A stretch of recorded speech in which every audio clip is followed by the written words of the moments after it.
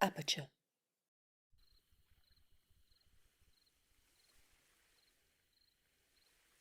The first book was a kind of ended with a kind of optimistic view on the future, and now this book mainly is going back to the dark 1920s in Europe, um, the dark clouds coming towards us.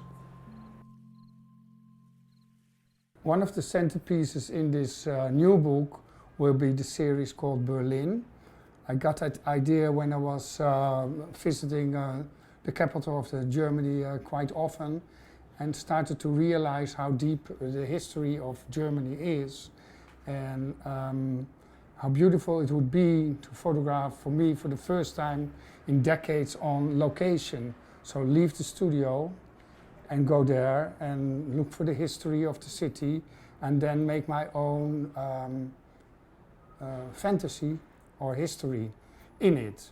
Nowadays everybody pretends he or she is not waiting anymore because we're all looking at our iPhone or iPad or whatever, you know. But I remember 10 years ago or 15 years ago, when you were waiting, you were just waiting. So that gave me the idea for this sequence of waiting, which is a combination of film and photography.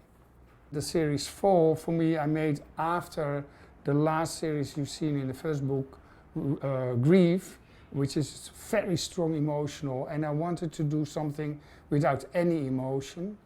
And 4 is for me a series that you only can make with photography. It's about the blink of the eye, and that's a non-emotion. For me, that was at that moment very important to do something without any emotion, which was talking about photography. There will be also the series Dusk. I made that because I really needed a dialogue with myself about the content and form.